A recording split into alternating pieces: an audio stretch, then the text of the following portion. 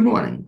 This is the Blaine's World webcast that can be found each week on Facebook, YouTube, and LinkedIn. You can also listen on Spotify, Apple Podcasts, and you can get more information and listen to previous shows at our website, which is behind me, blainesworld.net.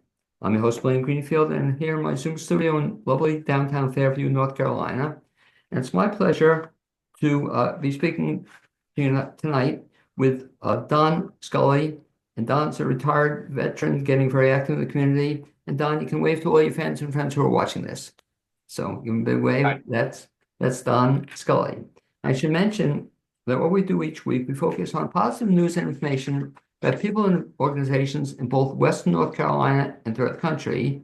And as indicated, that's why we have Don on board. And Don is a retired U.S. Army Special Forces Green Beret who earned 3 Bronze Stars and a Purple Heart with 9 combat tours and with 3 years in the Middle East. He is now a life coach and motivational speaker specializing in trauma recovery and reliance. So the question I always ask Don, the first time I meet somebody, is as a kid, you grew up where? Well, I grew up in Holton City, Texas, just outside of Fort Worth. Okay, and when you were growing up as a kid, growing up in Texas, did you always know you wanted to be a motivational speaker? No, no, my original goal was to be a martial arts instructor. Okay, so you studied martial arts as a kid? I did. Yeah. Okay, and do you still study it or still practice it? No, no. I had some injuries happen and it's prohibited me from continuing that. Okay, and the injuries happened during your tour overseas? Some of it did, and then I needed surgeries after I retired. Uh, Once I got out and retired here in the Marshall area through the VA. So talk if you would then a little bit about your service. So you went to high school in Texas? I Is that did. where you went to school? And then when did you enter the service? So I joined the Navy in a what's called a delayed entry program, and that was in 92. I graduated in 93, so I spent that year just getting ready and learning about the Navy. I wanted to be a Navy SEAL, but I had 24/50 vision, so I had these huge Coke bottle glasses on, and of course, uh, you can't be a special operator with 24/50 vision. So I get to basic training up in Great Lakes, and I jump in the pool and I'm swimming, and it's me and one other guy. We finish and we jump out of the pool, and there's 2 buds instructors on the side of the pool, and the guy in front of me, he gets stamped, and he's going off to buds, and then now I'm standing there in front of the table, and I've got my big Coke bottle glasses on, and the instructor doesn't even look up. He's just like, "Hey, it says that you wear glasses." Yeah, and then he goes, "Wow, you've got 24/50 vision." And he looks up, and my eyes are like this because, the glasses are so thick, right? So I'm looking at him with these like bug eyes, and he's like, "Holy, you got to be 2070 to be a SEAL, buddy. It's got to be 2070 and then correctable to 2020. We can't take you." So now I'm standing there and I've got no MOS. I'm an E1. I have nothing. So pretty heartbreaking moment. But I knew that it was up to me at that point to do something about it. So I got with the drilling sergeant that we had, and I was like, "Listen, I need a job." So he made me his yeoman. So I had this pouch, and I carried all the paperwork, and I would run to all the different places and uh, pass information along that needed to be done or fill out paperwork. Uh, I graduated basic. I had a promotion, and I had a job. So I went to operations specialist A school out in Dam Neck, Virginia. I graduated top of the class, so I got to pick where I wanted to go, and of course, I picked Hawaii because I thought it would be Tough choice. a great choice. Yeah. And then because I was top of the class, I was a what they call a push button third, which means that I spent 6 months in the fleet, and if I didn't get in trouble, then I got an immediate promotion to E4, which was a petty officer third class. So I was an NCO like that, and then spent the rest of my career in the Navy out there in Hawaii.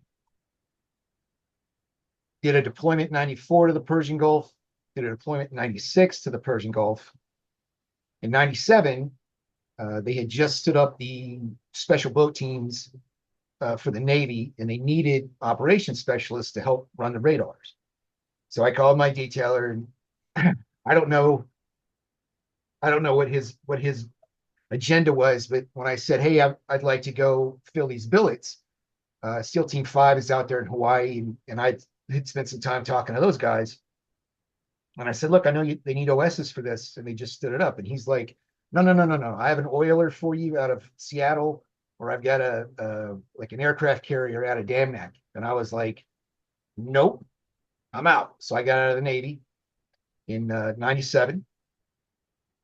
And then early 01, March or April of 01, I joined the Navy Reserve. I was living in Arlington, Texas at the time, working for American Airlines, and I missed that camaraderie, that unity that you have in the military. So I joined the Navy Reserve. I was stationed out there at the Joint Reserve Base in Fort Worth. 9/11 happened. I'm at work when it happened. Immediately, we get the passenger manifests. We know all the information on the flights. I go home knowing that I'm going to get called to go to base.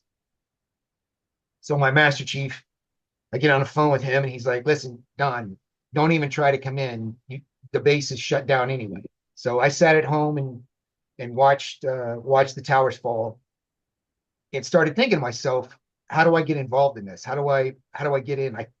As an operations specialist in the Navy, I'm not going to get boots on the ground in Afghanistan, right? I want to be involved. So a couple days later, I spoke to an Army recruiter and did the what's called blue to green, blue being Navy, green being Army, blue to green program, even before they really had a blue to green program, which was just a branch transfer. So I transferred from the Navy right into the Army.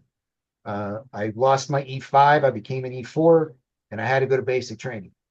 So that was in January of 02 is when I started basic. And I went in as a forward observer for artillery. I could use a lot of my Navy experience for that with naval gunfire support. Anyway, so I spent my basic and AIT out there at Fort Sill in Oklahoma, and then I got stationed at Fort Riley with First ID. And then I sat there for a year, and I want to get in a fight. So I had heard that the SF recruiter was coming through, and went to his briefing. And then out of the 50,000 soldiers that were stationed at Fort Riley, I'm the only guy that showed up to take his PT test. So I took his PT test, I passed.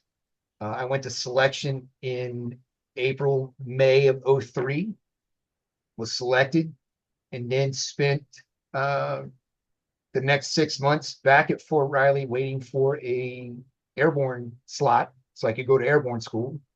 But by the way, two questions so I can. So that's very unusual. How come nobody showed up for that test?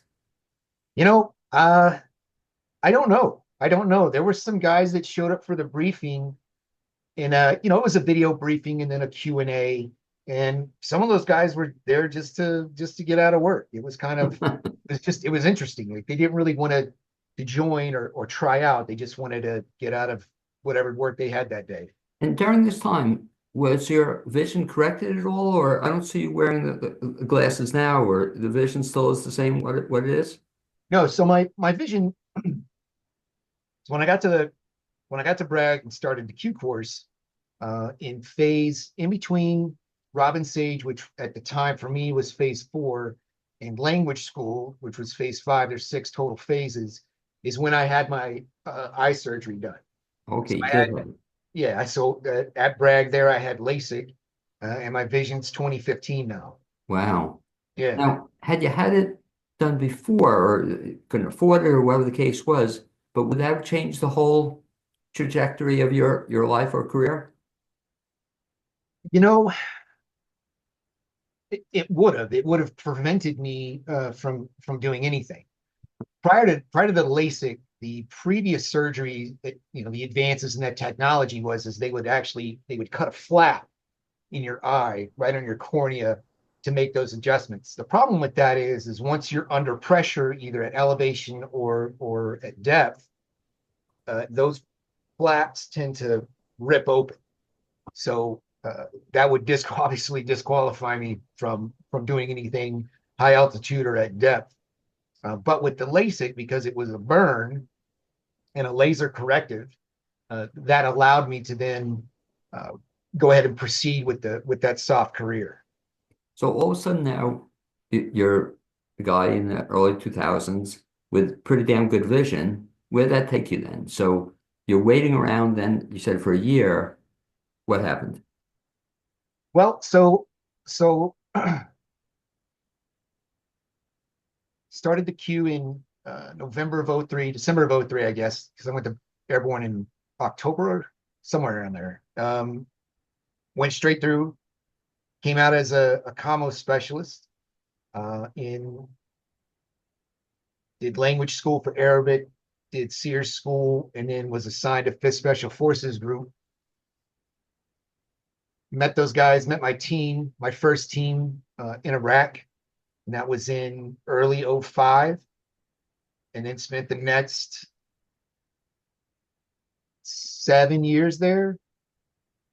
And then after that, spent the next 6 up in DC with the unit up there. Now, Tom, I'm pretty impressed. So you also learned a foreign language then? You learned what's the language? Arabic? Yeah. Yeah, modern standard Arabic. Each Green Beret group um, specializes in a particular part of the world.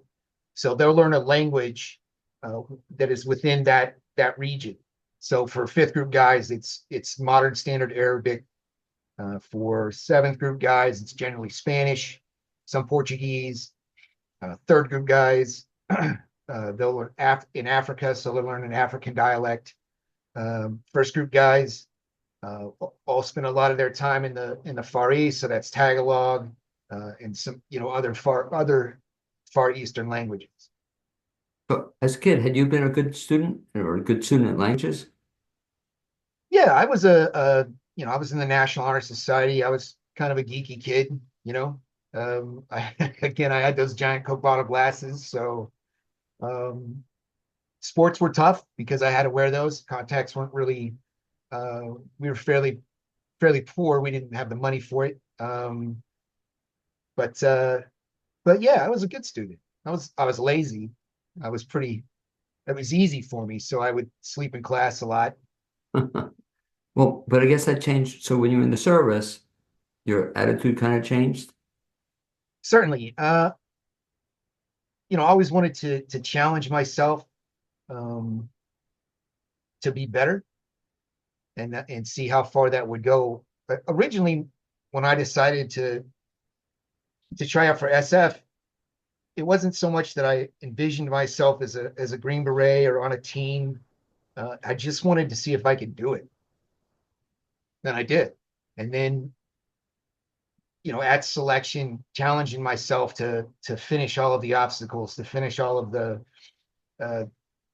the challenges that were brought. The land navigation where you're all by yourself walking for, I probably did 120 clicks in 4 days, so over 100 miles ish, all by yourself, and you spend a lot of time thinking, is this what I want? Is this what I want to do? And it's all in the dark, which makes it even, which adds that stress, right? That stress level. So yeah, I just kept challenging myself, and it just became natural, yeah, over time.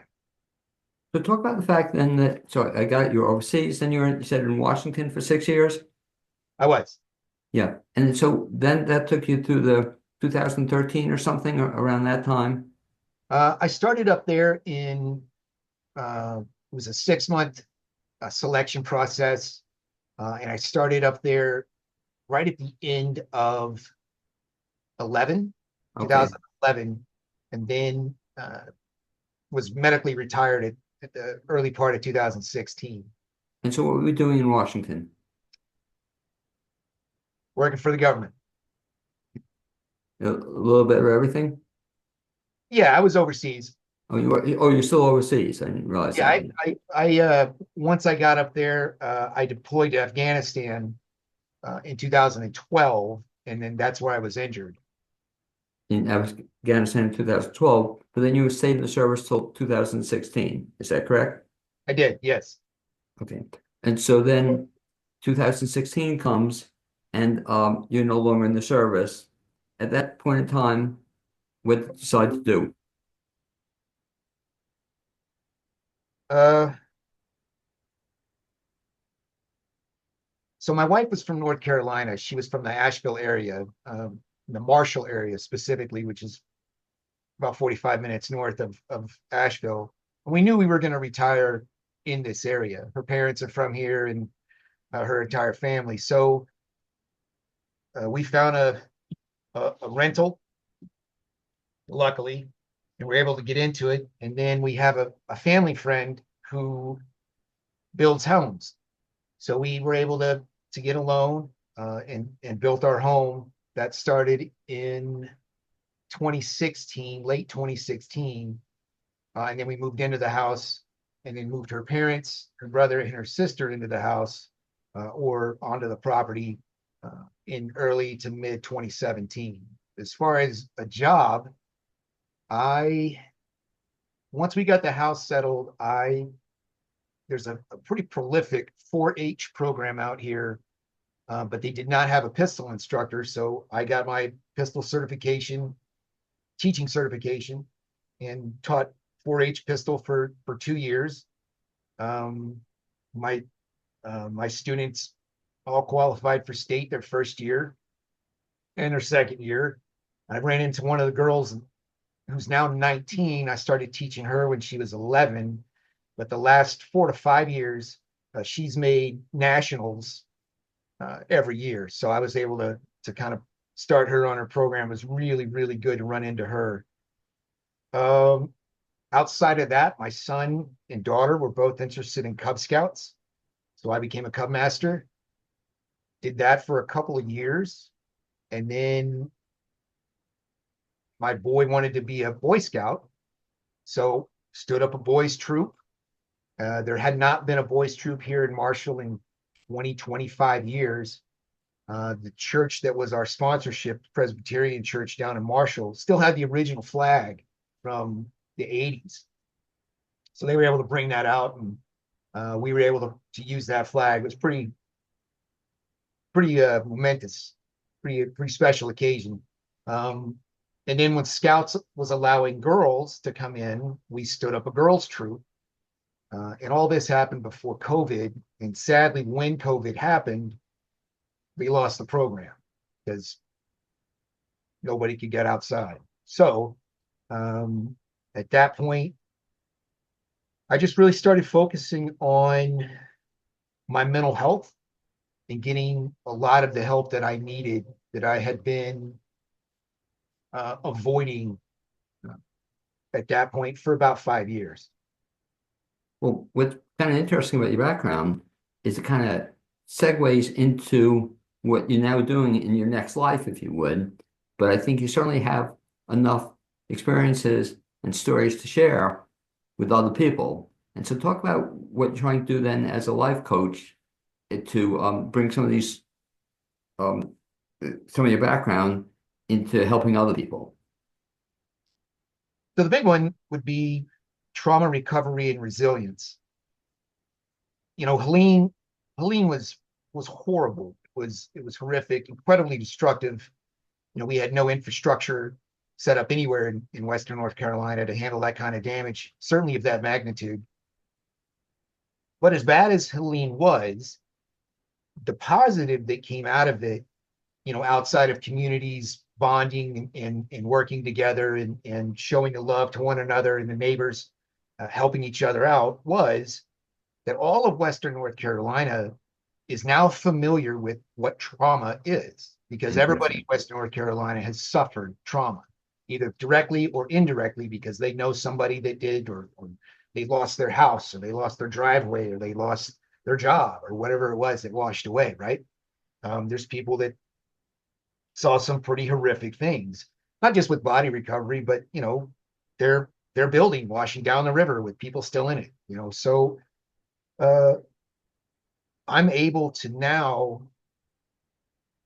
use my experiences and have that foundational um, relationship with anybody in Western North Carolina, really, to talk about trauma and to help recover from trauma. And so, in terms of recovering from trauma, what are some things folks should do? For example, let's uh, take two parts of that. So, when you talk about trauma, how do you define it, or what are you talking about when you talk about trauma? Well, trauma can be, it could be any significant event that impacts your life. It impacts your life in a negative way, whether it's something horrific that you've seen, something horrific that you've done, something horrific that you've heard. It could be you're in a car crash and your passenger dies. It could be finding your parents, doing a wellness check. It could be a friend that committed suicide. It could be anything that tragically impacts your life. Trauma isn't specific to one event. It's not specific to one person.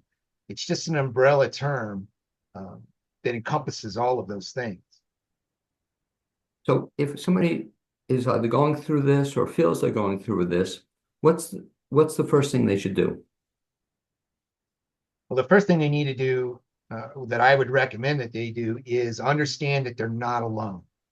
A lot of uh, a lot of PTSD sufferers feel that for whatever reason they're all by themselves. Nobody else feels this. Nobody else um, has gone through this. It's just me on this journey alone, and that's absolutely not true. Um, and it's a significant step in understanding that path to recovery and starting that journey is that you're not alone, and that there are thousands of people that suffer a similar trauma or have empathy because they understand the trauma that you're going through. So that's what I would recommend first, is just understanding that you're not alone. The second would be to break the stigma and talk about it. Find someone you trust, a friend, a family member. There's organizations you can call.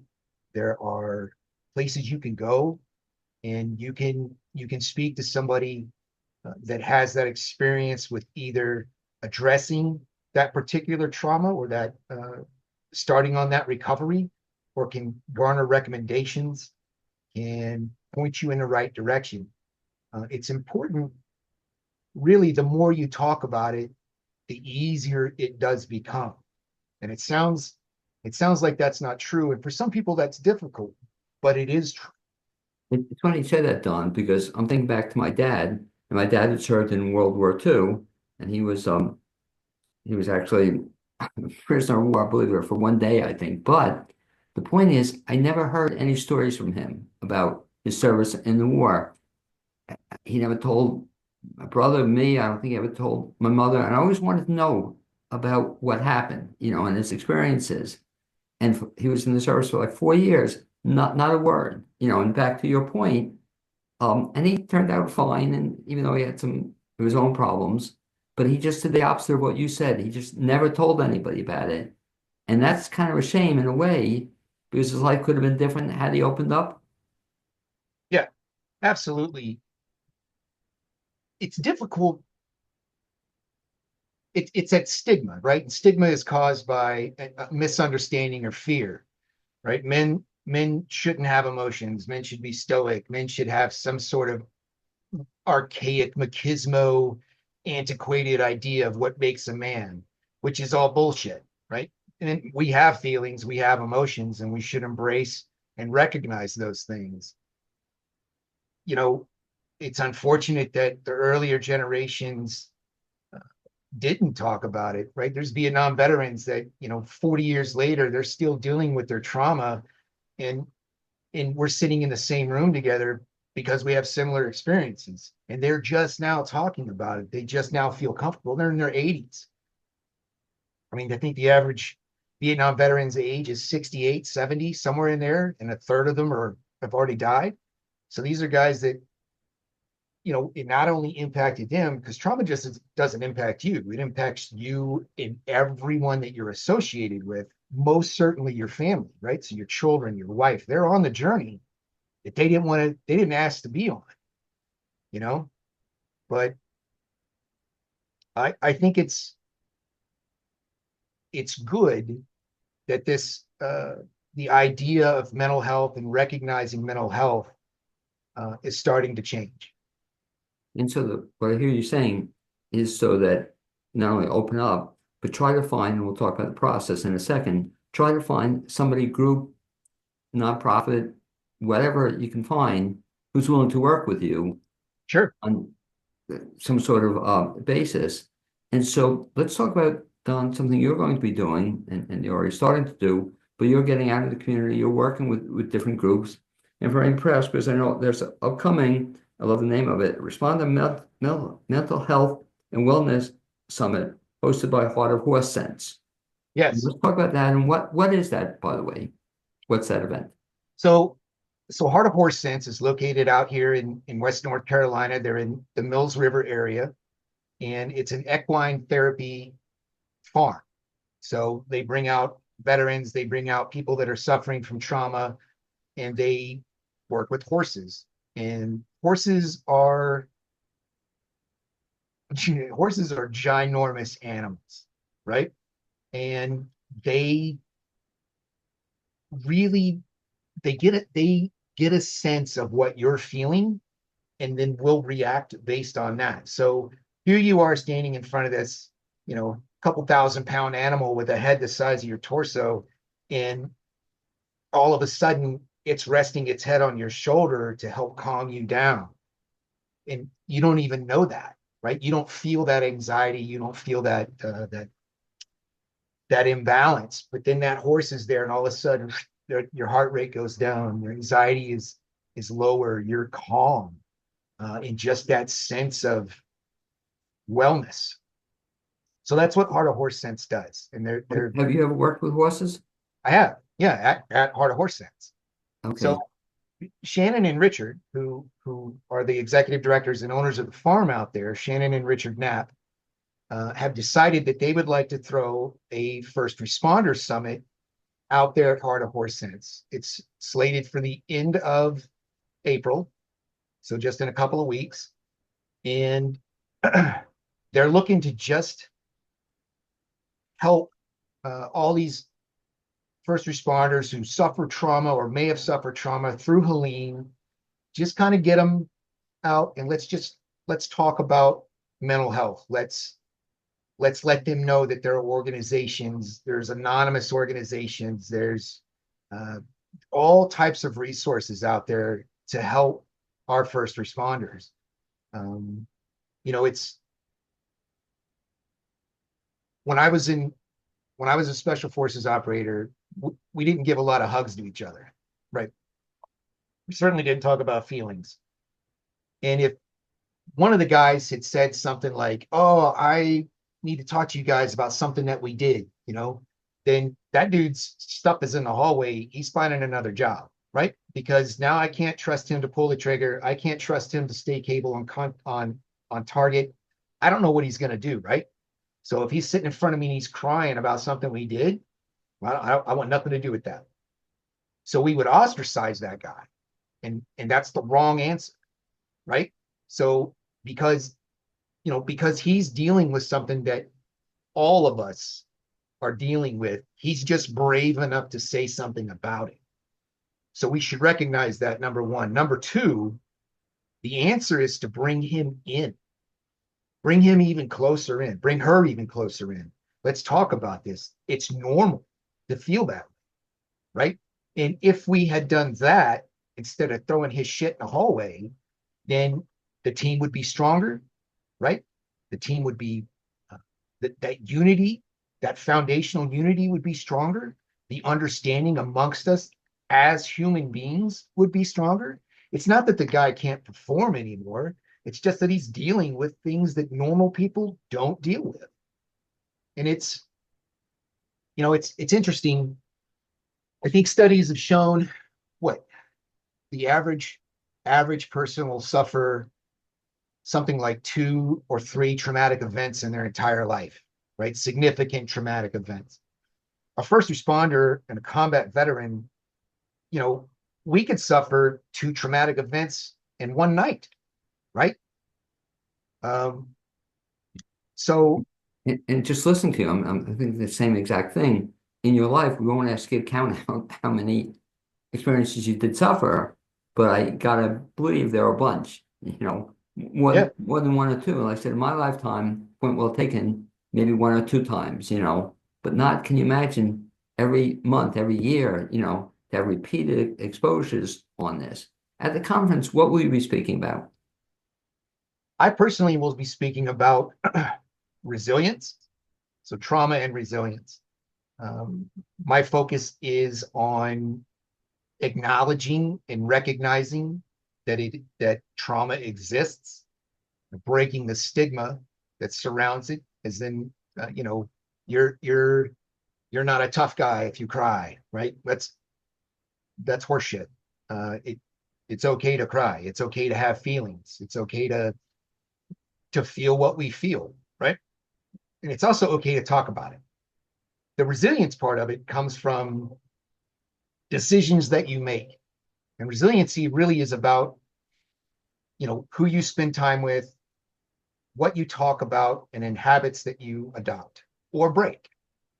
So resiliency can be taught. It's a skill, and it's something that there needs to be, one, recognition for, and two, more focus on teaching and showing how to incorporate that resilience in with what a first responder does. For instance, when we do the summit out at Heart of Horse Sense. Conversely, conversely, I take that same approach when we go speak to active duty soldiers or I speak to a group of veterans. What's cool about this is listening to you. Most of these folks have probably never heard that message before, that it's okay to show feelings, it's okay to share, it's Yeah, okay, even if you want to cry, if you have to. There's nothing wrong with that. But like you said, for a lot of people, that's probably a big adjustment, you know. it is. It's for so long, men were shamed if they had emotions, right? You're not a man if you cry, right? So a man, if he had emotions, he would do 2 things. He'd lock down and not show anything, or he would get angry. And anger is just a response of fear and misunderstanding. A lot of individuals who then suffer from a traumatic event and don't talk about it will generally fall into some sort of substance abuse. It's not alcohol, drugs, or a combination of both. High risk lifestyles outside of that first responder or combat veteran job that they did or veteran job that they did. So, they're seeking some way to fill that void so that they feel something that they can talk about or something that's going to suppress those emotions down. For so long, we were taught to disassociate, and you have to, right? Because humanity can't be present when we do some of the things that we do because there are things that need to be done and they're violent. However, that disassociation, while positive in that aspect, then becomes negative if we can't turn it off or we can't talk about it when we go home. Because now I'm disassociating from my kids. I'm disassociating from my wife. I'm disassociating from my friends. I don't know or don't show empathy. I don't have emotions except anger. So talking about those things and learning those skills eases that transition. So I can disassociate at work, or I can go disassociate when it is I got to do whatever I got to do. But then once that's over, there is some sort of recovery and support system if I need to deal with something that happened when I was doing whatever my job. And one of the things I think folks are in for a treat if they can make this upcoming conference, because they'll hear from a guy, yourself, who's actually gone through this process. So it's not just what I so much like about what you're saying. It's not just the theoretical, this is practical stuff. It can be done. And you're certainly an example of somebody who's gone through this and gotten on the other side, if you will. If folks want to get in touch with you to find out either about the upcoming conference or any other things you're talking about, what's the best bet? I have a LinkedIn page. They're more than welcome to submit a message on that LinkedIn page, and I'll return their message, or they're more than welcome to give me a call on my personal phone, or even send me a personal email. Okay, if you could share that information, Don. Sure, yeah. My phone number is 931-572-7882. Again, 931-572-7882. And my email address is my first and middle initial. So D is in David, G is in Gandalf. I'm named after the wizard in J.R.R. Tolkien's Lord of the Rings. So Don D Gandalf G Scully. So DG Scully at gmail.com. Okay. I'd like to thank you, Don, for being my guest on this edition of the Blaine's World webcast. I'd also like to wish you good luck in the upcoming session. Sounds really exciting stuff. Yeah, thank you very much. Okay, in addition, I'd like to thank my producer, Capitacetti, and hopefully someday, somewhere, someplace, we'll actually bump into each other and see each other in person, man. That'd be great. Thanks. Look forward to it. Thank you.